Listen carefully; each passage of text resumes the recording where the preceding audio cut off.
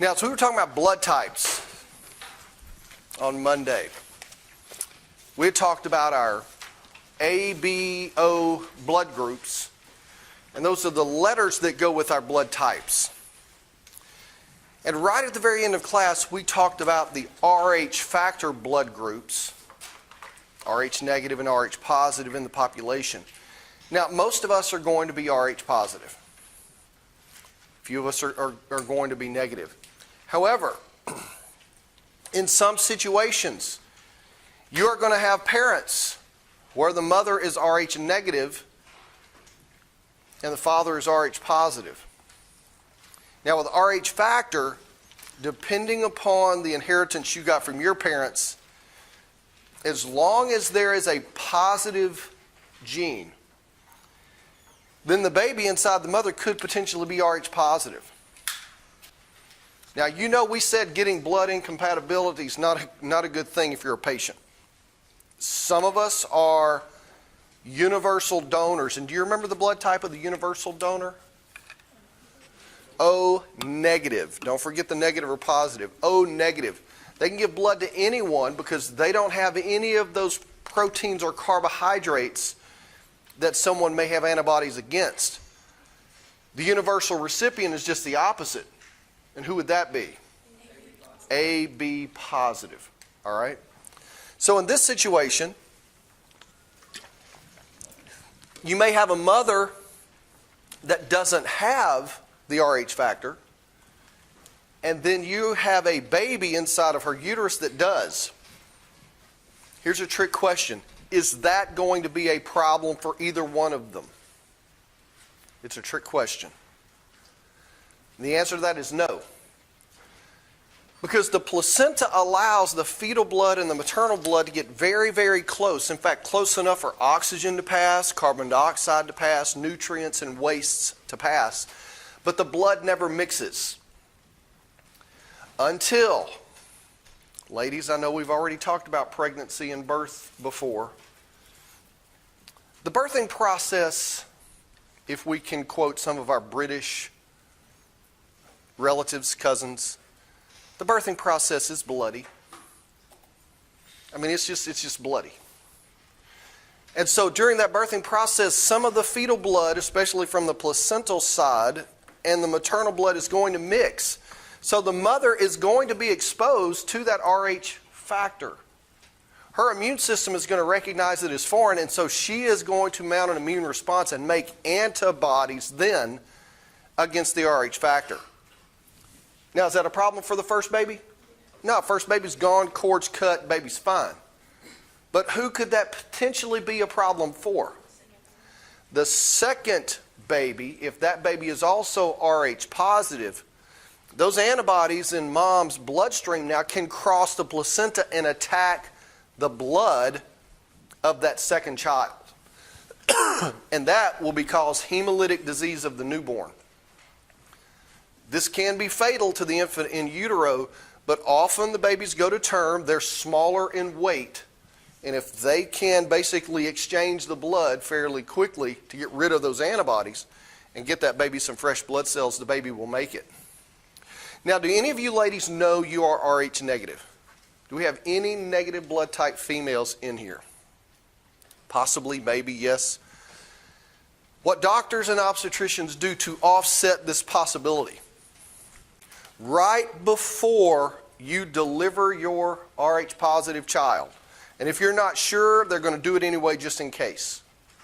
They're going to give you an injection of something called RhoGAM. RhoGAM are ready-made antibodies against Rh factor. So when the blood mixes and when this Rh factor gets into the maternal bloodstream, it's going to bind to these ready-made antibodies from RhoGAM before mom's cells are ever going to be able to mount a response against it. And therefore, it's going to protect that second child or third child. And ladies, every time you get pregnant, you're going to have that RhoGAM shot. Now, if baby daddy is negative, then you don't have to worry about it. But if baby daddy's positive, you're going to have to get that RhoGAM shot to prevent hemolytic disease of newborn. All right, moving into chapter 8, sort of continuing our same discussion, cardiovascular. We've talked tons and tons about the blood. Now we're going to start talking about the pump and the highways through which our blood runs. And that will include our blood vessels. Now, does this number shock anybody? You have 60,000 miles, not inches, not feet, not yards, miles of blood vessels coursing through the body. Some of these are very tiny. Some of these are only the diameter of our red blood cell. But there's so many of them, they can stretch quite a length throughout the body. And we can define these as arteries or veins, which you're probably familiar with. And then those very tiny vessels I mentioned too that are only the diameter of our red blood cell. And these are going to be the capillaries. Put an I after that R. I don't know where my I went. Capillaries. And it's going to be within these little tiny vessels is where you do all of the exchange. Gases, waste, nutrients. It's not going to be exchanged in the other vessels because they're too thick.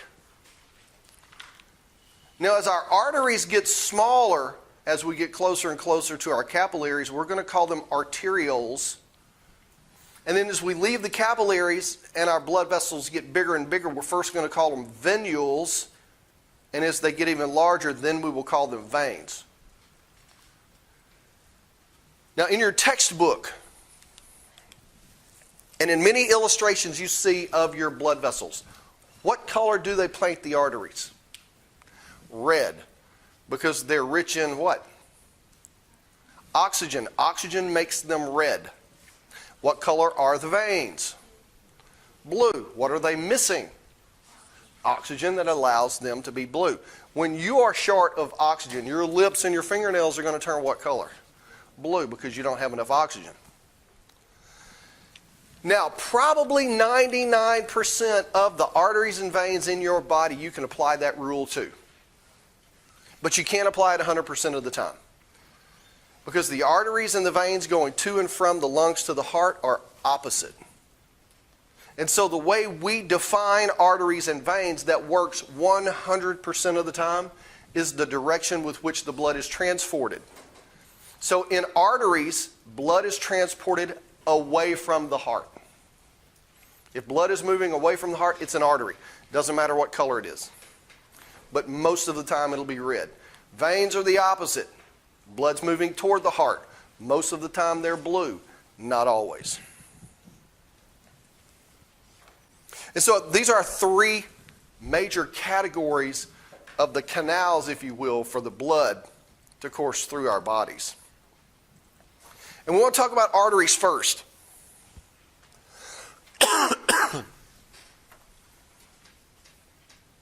If you are blood coming out of the heart, right out of the heart being the pump, remember, what can you sort of guess about the pressure of that blood? Is it going to be the highest or the lowest pressure? It's going to be the highest. It's coming right out of the pump. And if you've got the highest pressure, wouldn't you think you would want the walls of those tubes to be pretty strong to resist that pressure? Well, that's the way we see with arteries. They are going to be the thickest walled of our blood vessels, and they're going to have muscle. Now, based on what we talked about in chapter 6, which of our three types of muscle do you think you're going to find in the walls of our blood vessels? Smooth. It's a process of elimination, right? Can't be cardiac, because where do you find cardiac? Heart. So we can eliminate that one. Can it be skeletal muscle? What do you got to have to be skeletal muscle? Bones, right? So it's just by process of elimination, it has to be smooth. And it is, in fact, smooth muscle. It controls how big or how small the diameter of that blood vessel is, which relates to your blood pressure. Now, arteries, in fact, along with our veins, they're going to be where you can store blood. You think about stopping the blood flow, doing a freeze frame, you're going to have a lot of blood transported in those arteries on their way to our capillaries. We're going to store even more of that blood. I think 2/3 of your blood is stored in the veins because they're going to be larger in diameter even though their walls are going to be thinner. Well, the walls of our arteries are basically going to have 3 layers. For our purposes, 3. Outside, inside, and middle. On the inside, we have a very low friction layer. It's a single layer of cells. They're flat, look like fried eggs. And we call these cells the endothelium. Because you don't want the blood getting all upset. You don't want it getting jostled. You don't want a lot of turbulence. Because if you agitate the blood, there's some little fragments in the blood that are going to get activated. They're going to secrete their product. And if you don't have an injury, it's going to be a bad day. What are those little fragments? Platelets. And what's going to happen if you aggravate them and you don't have an injury? What are you going to get inside the blood vessel? You're going to get a blood clot. So we got to keep the platelets happy. That's the job of the endothelium. The middle layer, this is probably the easiest for me. Middle M, muscle. This is where you find the smooth muscle. And when that muscle contracts, you make the diameter smaller. It increases the pressure. If your blood pressure is too high, or in fact if it's too low, those smooth muscles are going to dilate to make it easier for that low pressure blood to flow through that vessel. And finally, on the outside, we have a tough layer of connective tissue. It's going to protect the vessel, but it's also going to help secure that vessel to whatever organ or muscle or tissue it may be beside or running through. So the endothelium, endo, inside, middle M, muscle, and the outer layer is our securing, strong connective tissue. So in our illustration, we have our heart, the massive pump. You can see they're drawing our arteries in red. And again, most of them are going to be because they're rich in oxygen. But then we have our inner endothelial layer. There's our muscular middle layer. And they've made this outer connective tissue layer kind of a lighter color to try to illustrate a lot of collagen because it needs to be tough.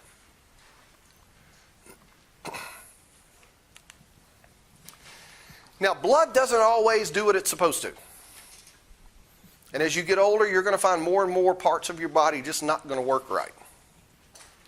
Well, there's sometimes that the blood actually can begin to leak through that endothelial thin layer, and it begins to move out into the muscular layer or even into that connective tissue layer, and it starts to form a balloon.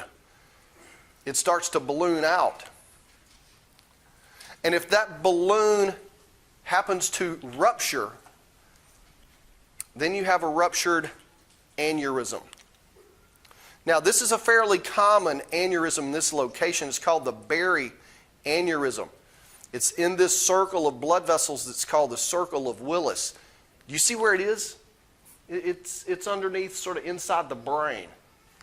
If this blood vessel bursts and it starts to bleed, is a doctor going to be able to get in there and fix that fairly quickly? My grandma died. That's how your grandma died? You're a goner. You're a goner. There is another place that you don't want this to happen, and that's your aorta. They call it an aortic dissection. If that blood, you remember, that's the highest pressure blood. The aorta is the first vessel coming out of the heart. In our illustration here, that's the aorta. And it runs down the length of your body. John Ritter, the actor that was in that 7 Rules for Dating My Daughter, he also played in Three's Company. He was on the set. He had a aneurysm of his aorta that ruptured, a dissection. He kept passing out because he's bleeding out, right? His pressure's dropping like a rock. He was DOA by the time they got him from the ambulance to the hospital. How do you know these things are happening? You don't. You don't.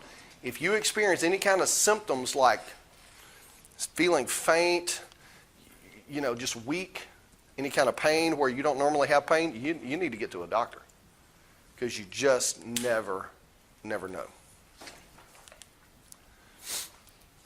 Now, from our arteries, our blood vessels are going to get smaller and smaller in diameter because we're going from this big, huge aorta that's almost as big around as your thumb all the way down to our smallest blood vessels called capillaries that are the diameter of a red blood cell. And what are we going to do at the capillaries? One word. It's the only place you're ever going to do this. Exchange. Just remember that word. Capillaries, exchange. But as we're getting down to our smallest artery called an arteriole, and the blood begins to move into those capillaries, and you can see here we're going from a red capillary to a purple, then to a blue, because we're exchanging all that material, including the oxygen, in that capillary bed. At the very beginning, we have these little bands of smooth muscle. They're called precapillary sphincters. And these precapillary sphincters, they're going to help us maintain the blood pressure before it gets to the capillaries. The capillaries only consist of one layer of endothelium. That's how they can exchange material. They don't have any muscle. They don't have any connective tissue. So if the blood pressure was too high when it gets into the capillary, it'll just blow them out. So these pressure regulating valves, think of them like that, these belts of smooth muscle wrapped around the beginning of the capillary, really do in fact control the pressure moving into the place where we are going to exchange that material. So, like a valve that you might turn for your water at home, if you contract those little bands of smooth muscle, that's going to be called vasoconstriction. Vaso or vascular refers to blood vessels, and you're going to reduce the blood flow and lower the pressure on the capillaries. If, however, your pressure is low already, then those muscles are going to relax, and this is called vasodilation. Have you ever heard of your pupils being dilated, meaning bigger? So if you dilate the vessels, they get bigger, and that's going to increase the blood flow into the capillaries, even though they're under lower pressure. So that's an important way these little bands of smooth muscle help to regulate the pressure inside of all of your blood vessels. So if we're a blood cell, we left the heart, we get into an artery. Those vessels are getting smaller and smaller, arterioles. We get past the precapillary sphincters. Now we're into the capillaries. One red blood cell in diameter. And every cell in your body has to be near or relatively near a capillary. I say relatively near because you remember the bone cells? They all weren't beside the capillary, but they had to have help. Remember those little canaliculi, the channels where the cells pass material off and down the line? So that's relatively close. Because that's the only place, the capillaries, that's the buckies of the human body. That's the only place you're going to gas up, or get rid of your waste, or get your coffee and your beaver nuggets. Okay, so think of capillaries like buckies. That's where this exchange is going to happen. But you see, they're only one cell layer thick. Now again, a lot of times when you look at artist renditions of what's going on, these artists aren't biologists. So this one is quite a bit larger than our red blood cell. So the scale of this thing is off. But the important part to remember, one cell layer, size of the diameter of a red blood cell, that is your capillary. And what's going to happen at the capillary? That one word, what's happening? Exchange. It's the only place where exchange is going to happen. Now what do you exchange? Well, oxygen passes from the blood to the tissues. Carbon dioxide goes the opposite direction. Wastes are transported in exchange. Nutrients are transported in exchange. But there's a lot of fluid that passes out of those capillaries. On the arterial side, fluid is leaving because of the high blood pressure. But probably 90% of the fluid actually re-enters the capillaries right before you get to the venules on the blue side. So that sets up this flow of this fluid, the liquid portion of our blood, flowing out into your tissues, which leaves about 10% of that fluid in your tissues. Well, that fluid doesn't just stay there. We just swell up and swell up and swell up until we burst like a Macy's Day balloon. But that fluid actually goes into your lymphatic system, and it flows through your lymph vessels that then takes that fluid to a lymph node where you got a lot of white blood cells. So think of that extra fluid that's being filtered out into your tissues as washing your tissues and trying to wash bacteria and viruses into the lymph nodes where the white blood cells can attack them. In that sense, your body is trying to bring the bad stuff to the white blood cells instead of the white blood cells just having to go find them. To me, that's a pretty cool setup. But here you can see in the red part of our capillary at the beginning, here's our exchange of oxygen and nutrients. Here are waste and CO2 going to the blue side. But then you follow this arrow of the fluid. It leaves at the red side, and it re-enters just before we get into the venous circulatory system. Now again, if you want to put down there 90% goes back in, there's still some fluid that stays out there. And depending on what you may have done to a part of your body, you may have more fluid that stays out in those tissues that washes even more stuff out. That's called inflammation, swelling, and that's sort of part of your natural immune processes in trying to fight off infections. So I mentioned those lymph vessels, right? That's the remaining 10% of that fluid. You can't just leave it out there, but again, that fluid washes this bad stuff to where we have the white blood cells, and those white blood cells in your lymph nodes clean the stuff. The lymph nodes are like filters. And then that extra fluid gets dumped back into the circulatory system just before it goes into the heart. It remixes, repumps, and it goes out again. So you can almost think of the lymph vessels as another type of blood vessel. We're not going to exchange any material. Lymph vessels don't have a lot of muscle, so you can't really compare them to arteries or veins. They're their own category, but they do serve a very important role in the body. All right, so let's follow our path again. We left the heart, we're in an artery. We get smaller and smaller until we get to our arterioles. We pass our little sphincters of smooth muscle and get into the capillaries. And once we exchange the material, now we start expanding. We get into vessels that are getting larger and larger in diameter, and those vessels are called veins. When we compare veins to arteries, they both transport blood, but the veins are going to be much larger in diameter than arteries. They're going to have much thinner walls, particularly the middle layer. There's not a whole lot of muscle in the veins because they're under really, really low pressure, which presents a problem for transporting blood. So if you're a drop of blood in your big toe, and you go through the capillaries, which you know have to be under low pressure because you can't get past those precapillary sphincters if you're high pressure. Once you give off this fluid and lose some, yeah, your pressure is getting pretty close to nothing.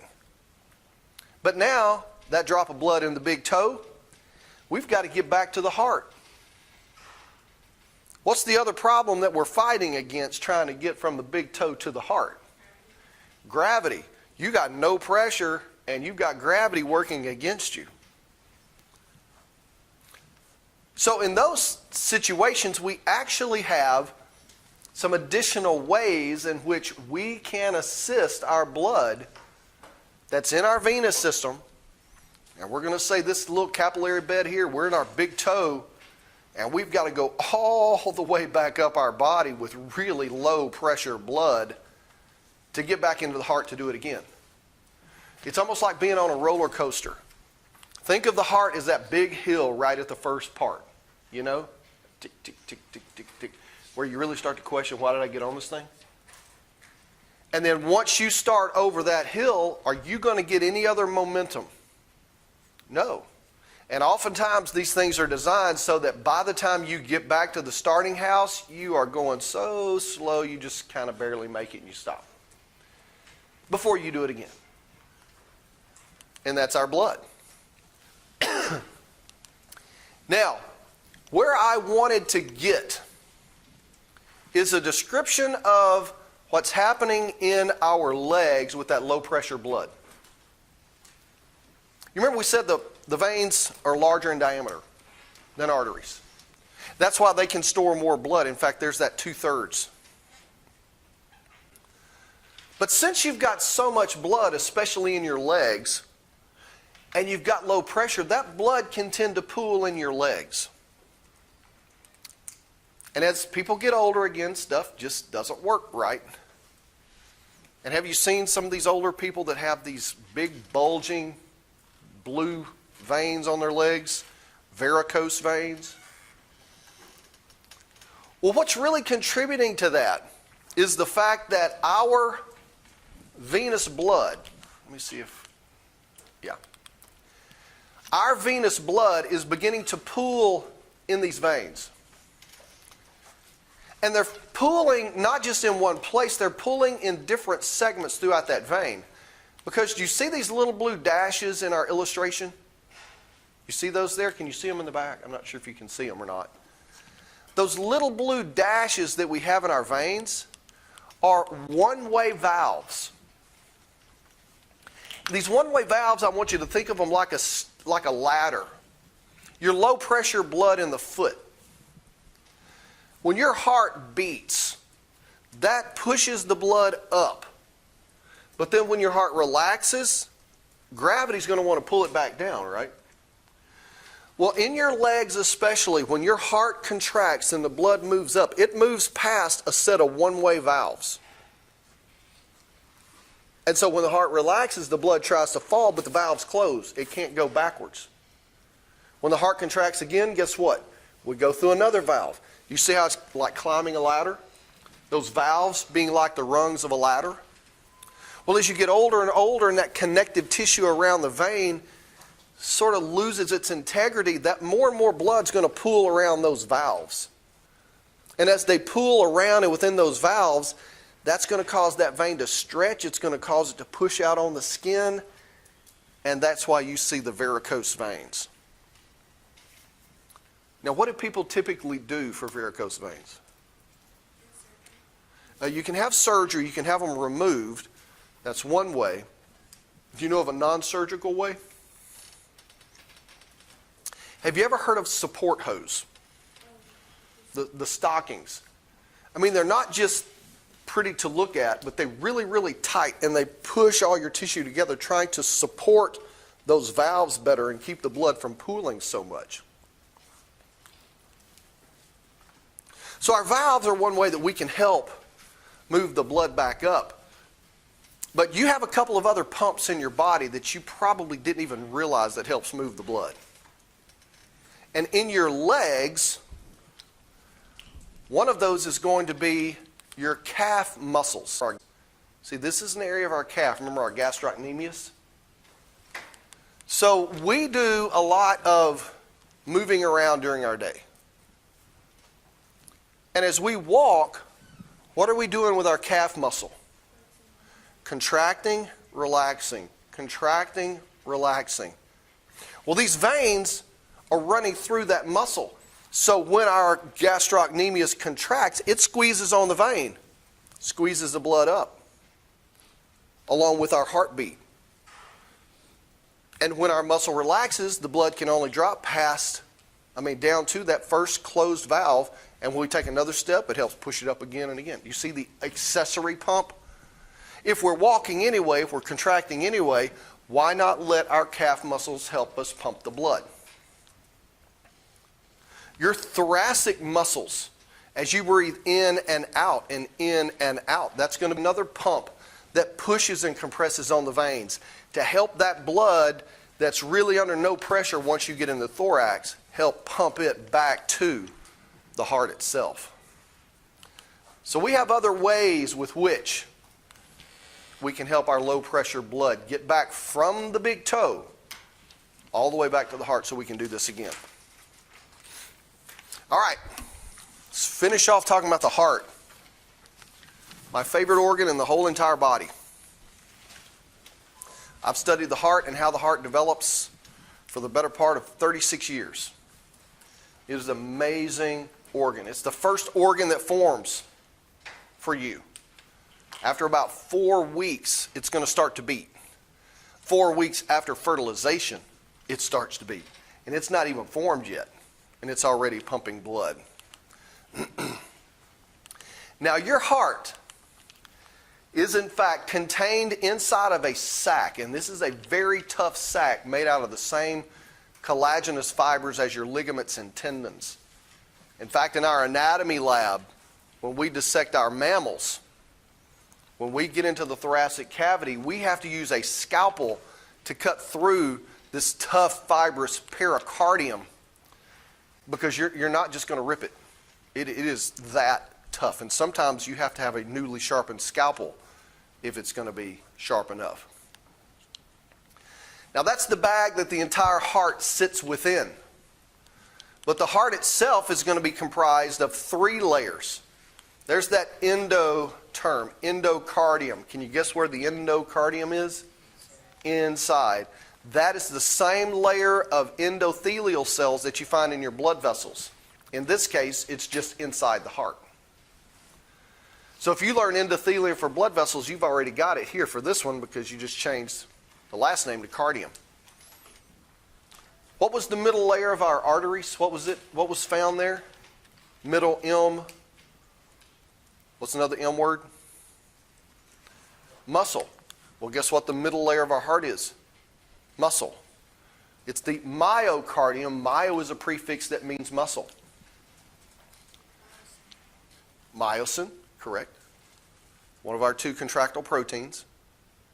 And then the outer layer of the heart that is directly opposed to the pericardium is called the epicardium. Now, what does the term epi, what does that prefix, what does that mean in scientific and medical terminology? Any idea what epi means?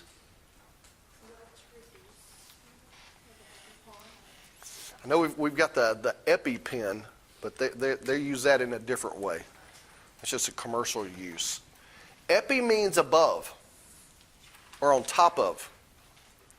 So in this case, on top of the heart, on the outside of the heart, is the epicardium. Do you know an epi term for your skin? Epidermis. Guess what the layer under the epidermis is? If the epidermis, epi means above,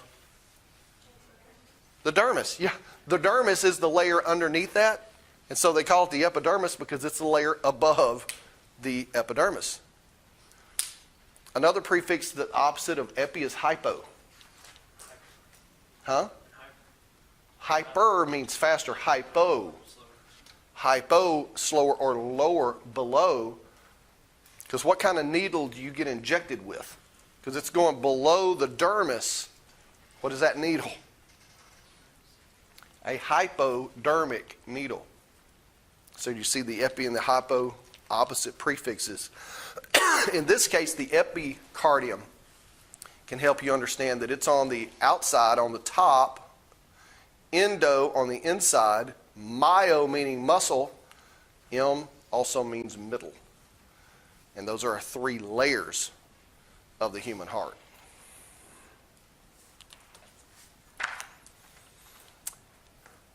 All right, so now we're going to talk about the chambers of the heart, and we have 4 of them. 2 on the right, 2 on the left. 2 on the top, 2 on the bottom. The chambers on the top that receive blood from the body are going to be called the atria.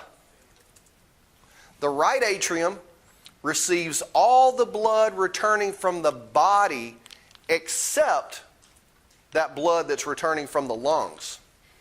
The blood returning from the lungs goes to the left atrium. So as far as oxygen goes, if you're just getting back to the heart, how much oxygen do you think you got left in that blood? And it's going to be pretty blue, right? So we've got the bluish blood coming into our right atrium. Now, if we're just coming back from the lungs where we load up on oxygen, what do you think the color of the blood is in the left atrium? And it's bright red. So right side blue, left side red. If you're illustrating and drawing pictures, you can draw them that color. It'll help you remember. So the blood goes into the right atrium.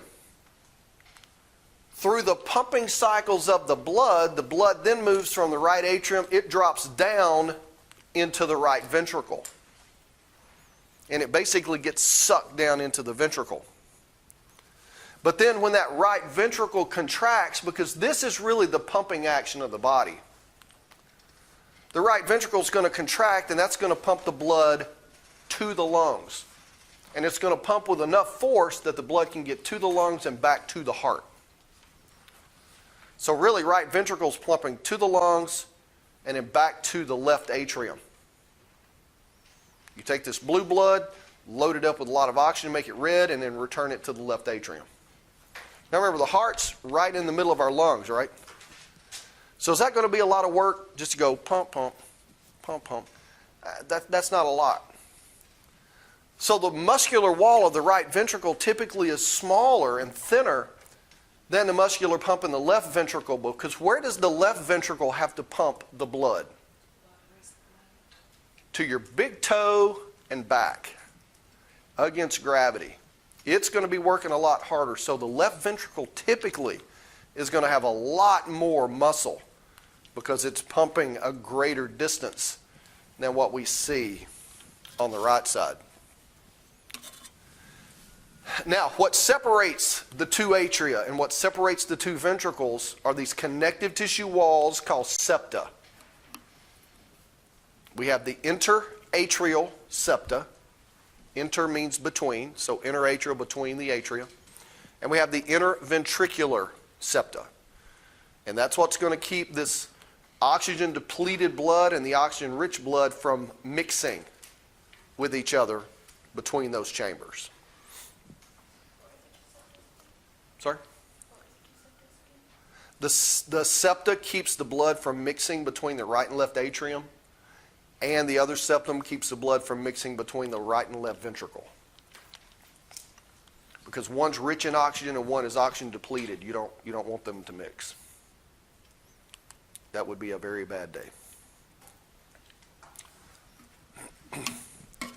Now again, this is a real cool sort of artist illustration. They're trying to show everything, but it doesn't really show how the right atrium and the left atrium are it looks like they're really far apart from each other. They're really not. They're just right up against each other. Just like our ventricles are right up against each other. And then here we have the interventricular septum that's separating the left side from the right side. Now they did a nice job here. Do you see the thickness of the right side? It's pretty thin, right? Look how thick this is over on the left side. So if you were ever just looking at a section of heart, you could tell right from left just by looking at the thickness of those chambers. Now, we're also going to look at these things that look like parachutes a little bit. These are going to be the valves that ensure that your blood moves in one direction and one direction only within the heart as the heart pumps. And so we have what are referred to as atrioventricular valves.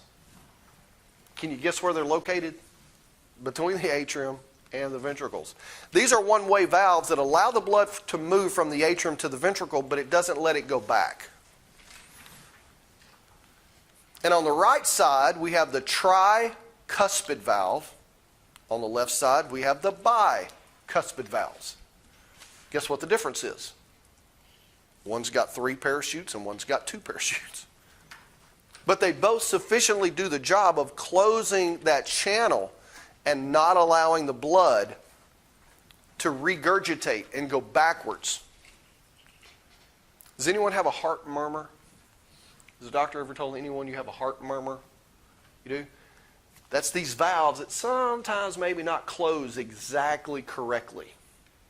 And it might let some of this blood kind of squirt back, regurgitate back, and that will give a little sound that the doctor's listening to. That would be the heart murmur. Now, these are going to ensure that the blood moves from the atria to the ventricles and not backwards. But then as the blood is pumped out of our ventricles, On the right side, that blood is going to go to the lungs, so it's going to go into the pulmonary arteries, even though it is bright blue. And on the left side, our blood's going to go into the aorta. Now, to ensure that the blood doesn't go backwards once it gets out of our heart, we have another set of unidirectional valves. They're built a little differently, but they're still one-way valves. And these are called the semilunar valves because they kind of look like half moons if you look at them from the side. But they're going to form these little cups in the sides of these blood vessels, and there are 3 of them in each one of these vessels. They'll flatten against the wall of the vessel when the heart pumps the blood out. But then when the heart relaxes and the blood tries to fall backwards, the little cups inflate and they close off the blood vessels, so the blood has to stop.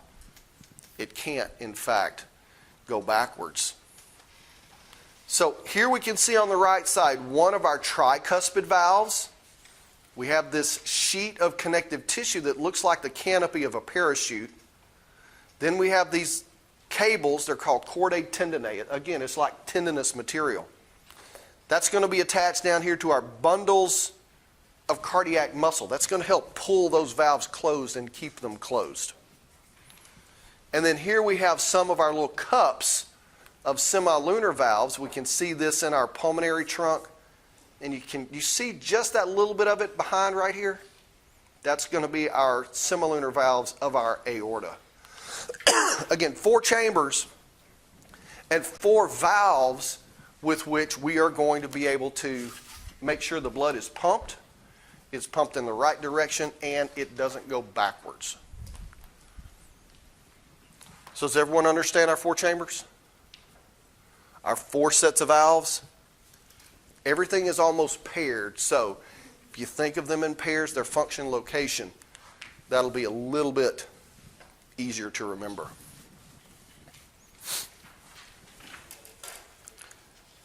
Now, as our heart contracts, I'm going to want you to think of the blood moving around the body in 2 basic patterns. We call these circuits. We can have the pulmonary circuit, which goes to and from the lungs. And then we have the systemic circuit, systemic meaning the whole body, of how the blood goes from the heart to the body, and then from the body back to the heart. You can almost divide these into 2. But then we can't forget, even though we have a heart that is filled with blood, the heart is too thick for gas to exchange just from what's on the inside of the heart. So we have another circuit of blood that's supplying oxygen to the cardiac muscle itself. Now, these are the ones, this coronary circuit, these are the ones that get blocked. These are the ones that cause heart attacks, or these are the ones that cause the massive heart attacks. You've ever heard of people having those before? That's if you block some of these arteries in the coronary circuit. So here's our pulmonary circuit going to and from the lungs on either side. Then our systemic circuit is coming out of the heart. Some of the blood's going to go up toward the head. Some of the blood's going to go down toward our big toe. And then that blood's coming back, and we do the whole thing again.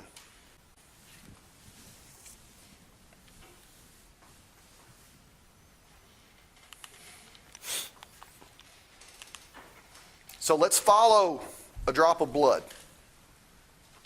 So if we're a drop of blood, and we're going to start with our pulmonary circuit, we're going to start in the right ventricle.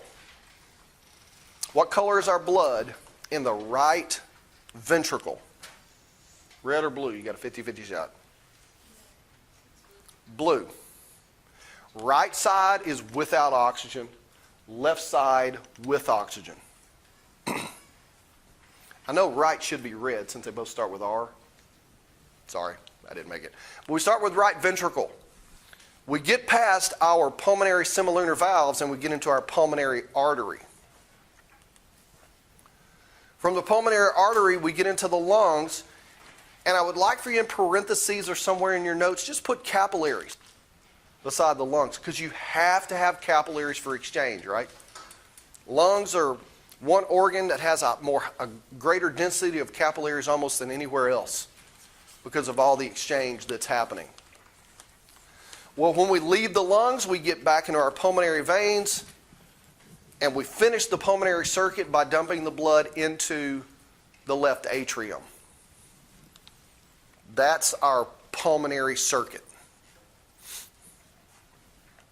So we're coming in from the body, we go out to the lungs, back from the lungs, back to the heart.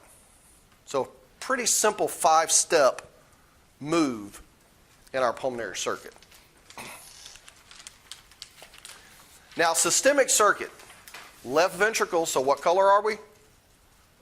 Red blood, left ventricle. We get into the major red artery that is leaving to go out to the body. That is the aorta. Now, we've got a lot of other blood vessels in between aorta and tissues of the body. We're not going to name them all in this class. I want you to understand sort of the basic concepts here. But just like we had with our pulmonary circuit, in this case, we're going to go to the tissues of the body. And what vessels do we need to write in here for tissues of the body? Like we did with the lungs? Capillaries. Put capillaries here with tissues of the body, where we can exchange the tissue. Now, from our tissues of the body, I'm going to finish this. I didn't finish this on the slide. From our tissues of the body, we're going to get back into our veins. So go ahead and put veins is the next step. Tissues of our body, then veins. And then the largest veins we have in the body are called the vena cava. V-E-N-A-C-A-V-A. Bless you, bless you. V-E-N-A-C-A-V-A. We have one coming from the head and one coming from the body, but we're just going to put vena cava. So tissues of the body, then veins, then vena cava. And what chamber of the heart receives blood from the body?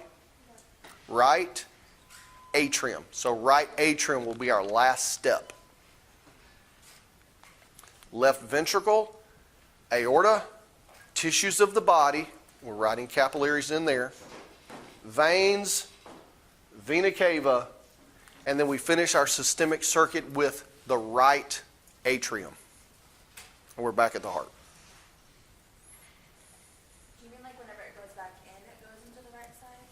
Yes, when it's coming back from the body, it goes to the right side.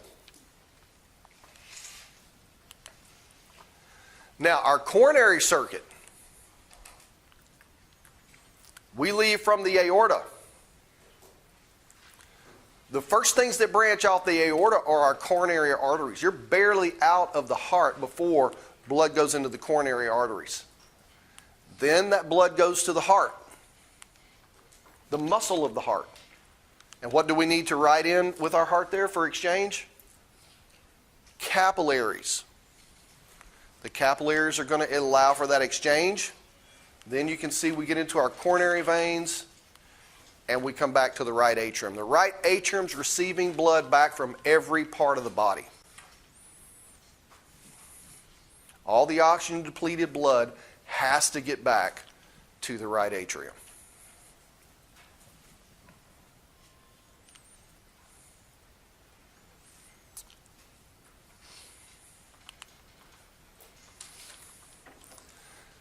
So here we're looking at the outside of the heart, and we can see some of those vessels we've talked about. Here's our pulmonary trunk that goes to our pulmonary arteries.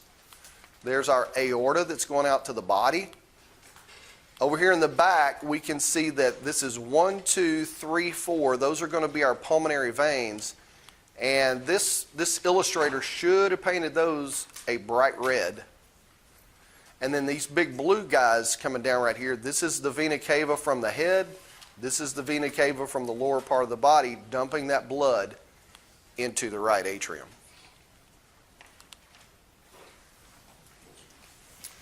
All right, so we've got all the blood vessels laid out. We've got all the chambers laid out. Now we need to look at the pumping of the heart itself. And so the cardiac cycle is basically going to be the heart contracting, relaxing, contracting, relaxing. Now that's an oversimplification. We'll add a few more details to that, but that's really the heart. Contracting, relaxing, contracting, relaxing. Now the contraction of the heart is termed systole. And the relaxation phase of the heart is referred to as diastole. Have you ever heard of those terms before? Systole and diastole? Your blood pressure, because you hear systolic and diastolic pressure. So now do you understand what those numbers mean? Which one is the biggest number? The systolic is the top number and the diastolic is the smaller number, because the bigger number is when the heart's contracting, higher pressure. That lower number is when your heart relaxes and your blood's under lower pressure. And that's what's causing it. So if we start with the heart in the relaxed state, this cycles like a circle. We just got to pick a point to start somewhere. And so where our heart is going to start in a relaxed state, and that's called diastole. Both the atria and the ventricles are relaxed and they're filled with blood. Okay? The first thing that happens in our cycle, the ventricles are filled with blood and there's a little bit of blood left in these atria. And to get finally all the blood into the ventricle before we pump it to the body, the atria have to contract, which we call systole. So the atria contract. 1/10 of a second after the atria contract, then our ventricles contract. And we call that ventricular systole. The right side goes to the lungs, the left side goes to the body. And after ventricular systole, we do the whole thing again. We go through diastole.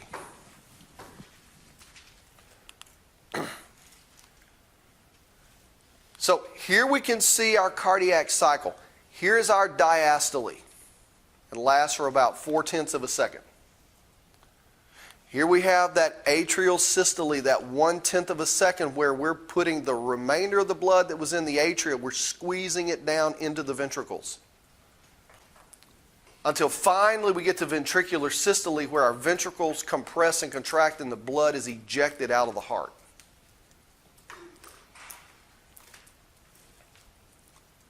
And so your heart is going to go through a cycle about every 8/10 of a second, which means your average heart rate is going to be anywhere from 70 to 75 beats per minute at rest. That's just our average number. Now, before we get to our blood pressure, let's look here for just a second. Whenever a doctor listens to your heart, and he's hearing some sounds, how do you imitate a heartbeat? What do you usually do? Make the sound. What? Thump, thump, thump, thump. You ever heard somebody say lub-dub? Lub-dub? Well, the lub-dub that is happening, the first sound that is made is going to be when the ventricles eject blood out. And when they eject the blood, our atrioventricular valves, our tricuspid and bicuspid valves, slam shut. So the first heart sound, the lub that doctors listen to, are your bicuspid and tricuspid valves slamming together at the same time. As that blood moves out, your semilunar valves are going to be open so the blood can get out. Well, now when our heart relaxes and blood starts to come in from the atria, our semilunar valves have to slam shut, and that's the dub. That's the second heart sound. So the sounds that are being made that you hear, and it's really weird to think of these little bitty valves making that much noise, but that's what you're hearing with the stethoscope. The lub is our bicuspid, tricuspid, and the dub are our semilunar valves closing at different parts of our cardiac cycle.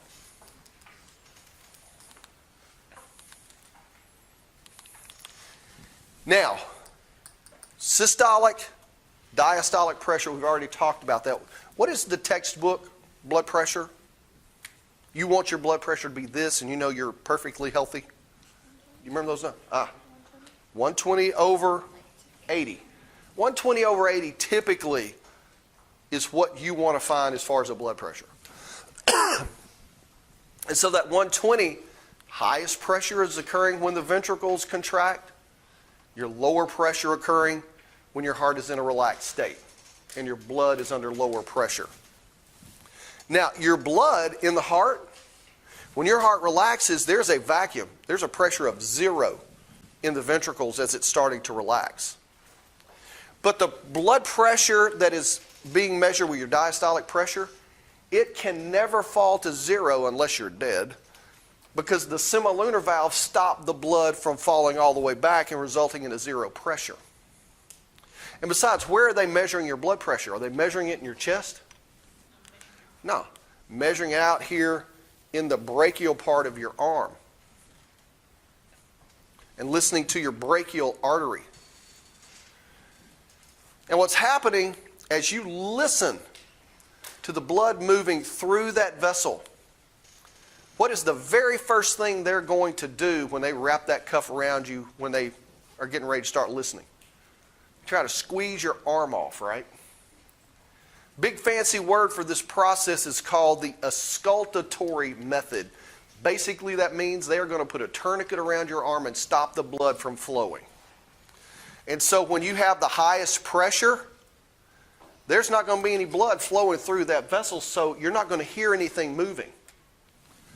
But then as you lower the pressure, all of a sudden, when you lower the pressure enough, and there's our 120 mark, now you're going to hear blood kind of psst, psst, psst, squirting through that blood vessel when it hits that highest pressure.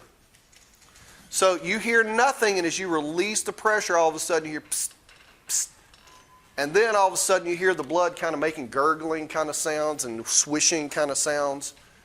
And then finally, when you get down here below, just below your diastolic pressure, it's silent again because smooth laminar blood flow doesn't make any noise. So when that nurse or doctor is taking your blood pressure, they hear silence. The first sound they hear is your systolic pressure. And as soon as they don't hear any sounds any longer, that is your diastolic pressure. So silence going to sound is systolic, sound going to silence is your diastolic pressure. You want me to give you a fancy word to impress your friends? Do I have a volunteer that wants to try to pronounce this word? I get any volunteers? Come on, somebody be brave. Come on. You won't do it. Okay, come on. Come on. Pronounce this word right here. This is what the technical word for the blood pressure device with the cuff and everything else. Come on.